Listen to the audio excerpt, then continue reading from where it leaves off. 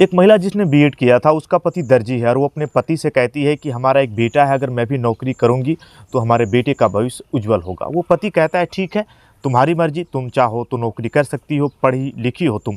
वो कहीं अप्लाई करती है, बनारस से उसको फ़ोन आता है कि आप आइए, आपका टेस्ट होगा, अगर उसमें सफल होती है तो आपकी नौकरी पक्की हो जाएगी। फिर वो अपने पति से कहती है, लेकिन जब वो वाराणसी आती है, उसके बाद जब वह सब कुछ साक्षात्कार करने के बाद जब वहाँ से वो निकलती है तो उसका घर काफ़ी दूर पर है।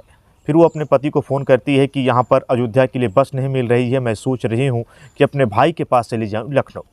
फिर वहाँ पर जब वो जाती है तो वहाँ पर भी बस नहीं मिलती है, लेकिन किसी तरीके से वो महिला एक टेम्पो वाले से पूछती है। वो टेम्पो वाला कहता है कि मैं तुमको चलो मैं छोड़ दूँगा। बीच रास्ते में वो जब जाती है तो वो महिला सोचती है कि जो टेम्पो चालक है वो शायद उसने शराब पी है और वो कहीं गलत जगह मुझको लेके जा रहा है। फिर वो अपनी भाभी को फ़ोन करती है। भाभी कहती है कि तुम डरो ना, अपना लाइव लोकेशन तुम मुझको भेज दो और तुम उससे हमेशा बात करो।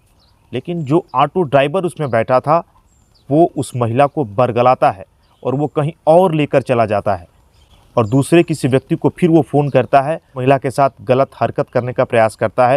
वो महिला उसके साथ जूझती है और अंत में जब ये मामला उत्तर प्रदेश के मुख्यमंत्री आदित्यनाथ योगी तक जाता है, बाद में पुलिस उसको पकड़ती है और उसका इनकाउंटर कर देती है, उसको मौत की नींद सुला देती है। लेकिन एक महिला जिसने अपने परिवार के लिए खुशी सोची थी, उस महिला को भी जान गंवाना पड़ा। नमस्कार दोस्तों, मैं आप सबका सुशील तिवारी। ये कहानी है उत्तर प्रदेश की राजधानी लखनऊ की, जहाँ पर अयोध्या के पास एक जगह है रोहानी। वहाँ पर एक महिला जिसने बीएड किया था, उसका पति दर्जी है। वो उससे कहती है कि अगर हमारा परिवार और बेहतर हो जाए, मैं अगर नौकरी करने लगूँ तो और बेहतर रहेगा। पति कहता है ठीक है, तुम्हारी जो मर्जी वो करो।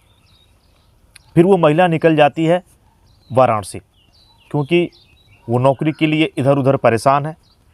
वाराणसी आती है, वहाँ पर वो इंटरव्यू देती है और इंटरव्यू देने के बाद फिर उसको घर जाना है 17 मार्च को। लेकिन वो अपने पति से कहती है कि मेरी एक सहेली है यहाँ पर, अगर मैं एक दिन आप कहें तो रुक जाऊँ। तो उसका पति कहता है ठीक है, कोई दिक्कत नहीं है, तुम अपनी सहेली के यहाँ रुक जाते, तुम अपनी सहेली के यहाँ रुक सकते हो। उसके बाद 17 मार्च को वो फिर घर से निकलती है और जब बीच में जाती है तो एक बस लखनऊ के लिए है और एक बस अयोध्या के लिए, लेकिन किसी कारणवश वो बस नहीं चल रही थी। फिर वो महिला फ़ोन करती है अपने भाभी को कि भाभी, मैं सोच रही हूँ कि भैया के पास चली जाओ। फिर बीच रास्ते में ही 18 मार्च को एक जगह है आलमबाग, आलमबाग के बस के पास वो खड़ी है और वो कहती है कि भैया मुझको चिन्हट जाना है। वहाँ पे एक टेम्पो वाला है, वो कहता है यहाँ से इसकी दूरी तो काफ़ी है, 30-40 किलोमीटर पड़ जाएगी, ठीक है मैं आपको छोड़ दूँगा। फिर वो महिला बैठ जाती है।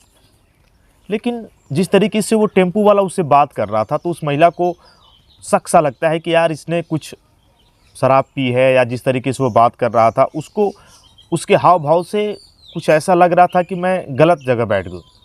लेकिन फिर वो जब फ़ोन करती है तो जो उसका भाई है वो कहता है कि नहीं, आप तनिक भी तुम परेशान ना हो, तुम अपना मोबाइल ऑन रखो, लोकेशन ऑन रखो और पल पल की खबर तुम मुझको देती रहो। फिर वो चलती है, लेकिन बीच रास्ते में जब उसे ऐसा लगता है कि ये उस रास्ते से नहीं जा रहा, तो फिर वो अपने भाई से बात करवाती है। तो वो ऑटो चालक कहता है कि भैया आगे लखनऊ में मेट्रो का काम चल रहा है, मुझको ले जाने में दिक्कत होगी, अतः मैंने रास्ता बदल दिया, अगर आप कहें तो मैं दूसरे रास्ते से लेके जाऊं। फिर वो कहता है ठीक है आप जाइए। फिर वो उसको लेके चला जाता है। बार बार वो भाभी को फ़ोन करती है, रास्ता बदलने की वो बात करती है, लेकिन आगे वो किसी और जगह उसको लेके चला जाता है। वो महिला परेशान है कि आखिर अब क्या होगा, लेकिन वो महिला हार नहीं मानती है, सामना करती है उसका। और फिर धीरे धीरे वो प्रयास करती है उसका भाई 112 पे फ़ोन करता है, लेकिन पुलिस सही समय पर जाती है ज़रूर, लेकिन मदद नहीं कर पाती। और वहीं पर पास में एक अंधे की चौकी है, काफ़ी अंधेरा है। उस चौकी के पास जब वो लेकर जाता है तो वो समझ चुकी थी कि मेरा इसने अपहरण कर लिया। अब ये महिला जो 16 मार्च को चली थी, 18 मार्च होते होते 3 बजे तक उसी के गिरफ्त में थी।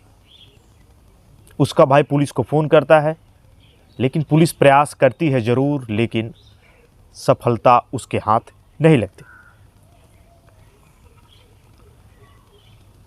वहाँ से उस महिला को वो लेके जाता है, एक जगह है आम का बाग, वहाँ पर उस महिला को वो लेके चला जाता है।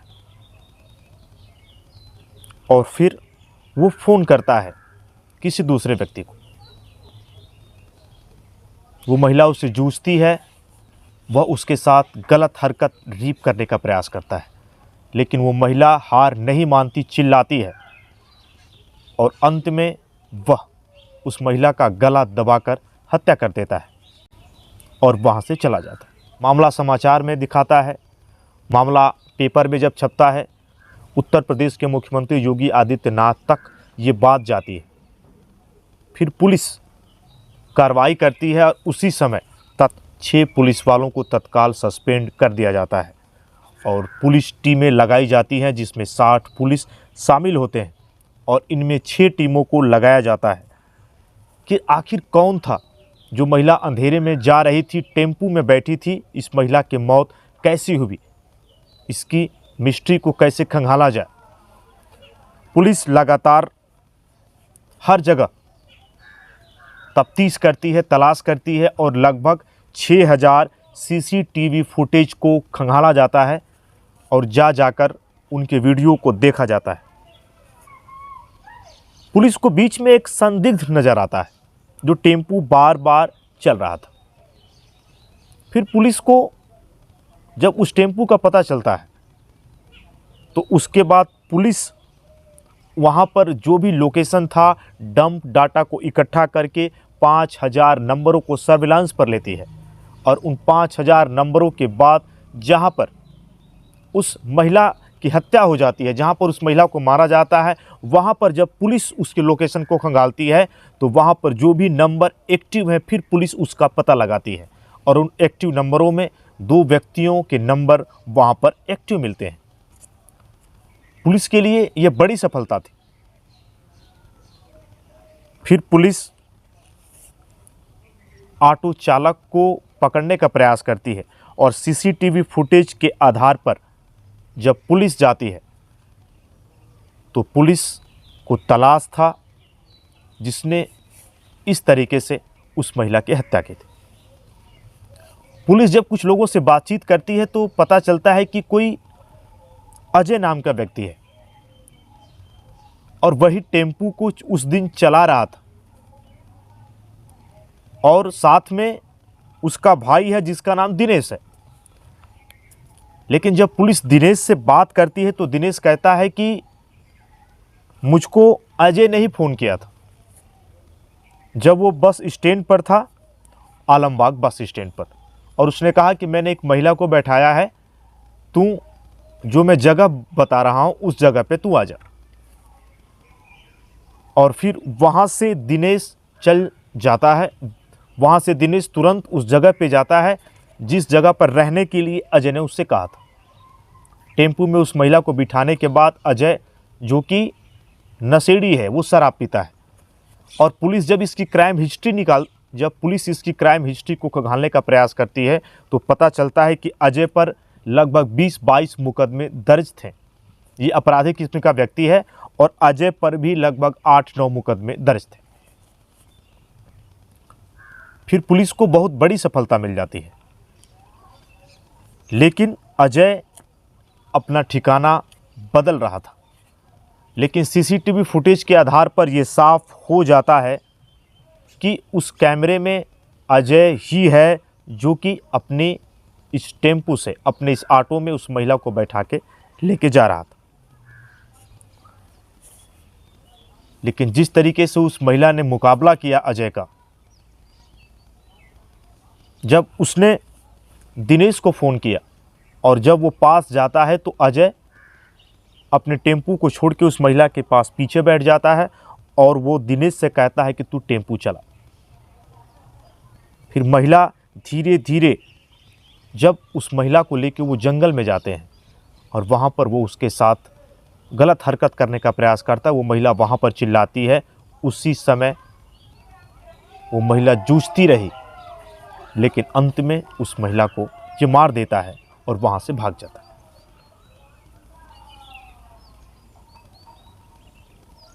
पुलिस इसे पकड़ने का प्रयास करती है और अजय को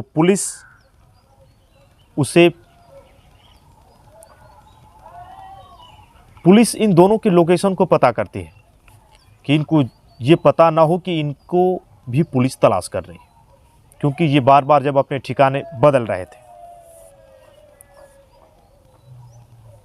पुलिस को ये सूचना मिलती है कि हरदोई के पास लोकेशन है अजय का, और वहाँ पर जब पुलिस जाती है तो ये हरदोई के पास एक मोटरसाइकिल पर सवार है।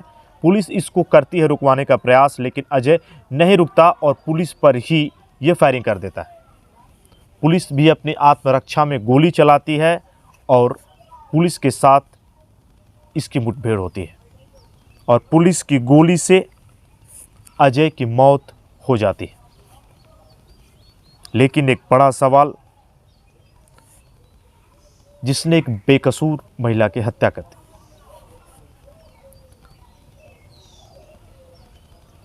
जिसका कोई कसूर नहीं था, वो तो अपने परिवार के साथ खुश थी और उसने ये स्वप्न देखा था कि अगर मेरी नौकरी लग जाएगी तो मैं अपने बेटे के भविष्य को और बेहतर कर सकते हूँ। वो महिला वापस नहीं आ सकती, लेकिन मेरे वीडियो दिखाने का मुख्य कारण यही है कि आप सुरक्षित रहें, सचेत रहें। आपके अगल बगल आपके अपने जरूर होंगे, लेकिन पूरी निडरता के साथ आप मुकाबला करें। मेरे वीडियो को दिखाने का मुख्य उद्देश्य यही है, आप सुरक्षित रहें, सचेत रहें। मैं आशा करता हूं कि आपका परिवार खुश होगा। आज तक के लिए बस इतना ही। मैं सुशील तिवारी फिर एक बार आपका स्वागत करता हूं। आप खुशहाल रहें, आपके जीवन में खुशहाली आए। नमस्कार, जय हिंद, जय भारत।